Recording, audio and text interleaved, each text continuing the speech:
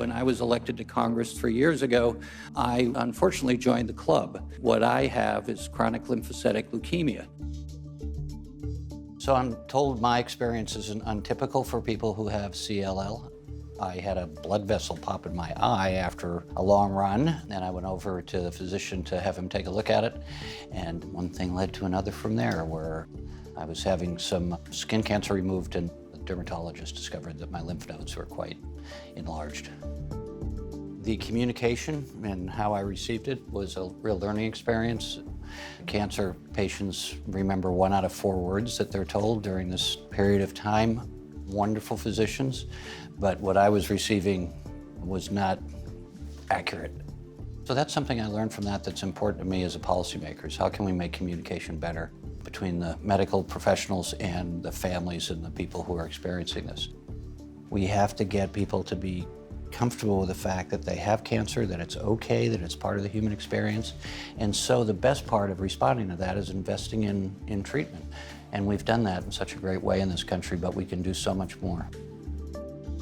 I went through chemo, 6 months of 2-day treatments, and then I was warned that the pattern looked like it would be good for 2 years, almost exactly a year and a half, 2 years later, that was coming back. So then they put me on an oral treatment that I'm still on.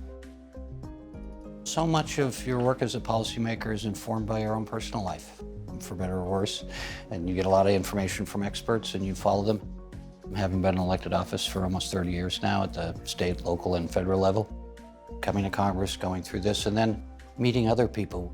As part of Vice President Biden's moonshot, we were the only congressional office to do a town hall on it on the day of his announcement. We had almost 1,000 people at a hospital in Concord, California, going out to NIH, the National Institutes for Health, the National Cancer Institute, going to facilities in Northern California that received their funding.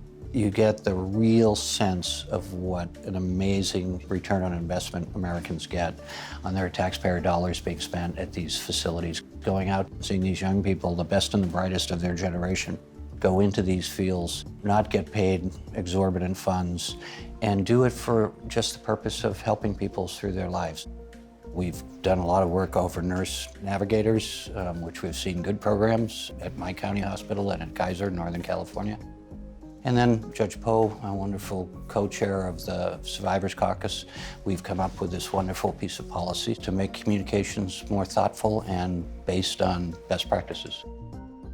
My oncologist told me that 15 years ago, if someone was diagnosed with what I have, he would sprinkle some water on me and tell me to go enjoy as much of my life as left. Now it's 85% survivability. I can live to have a full natural life, and I can invest myself in this job, in my community, my family. Well, that is multiplied by the thousands of Americans who go through this experience. We really don't, as a priority, understand how important the return on investment is. Our priority should be this: we can extend people's lives, their quality of life, and everybody who loves and works with them have a better life by making these investments.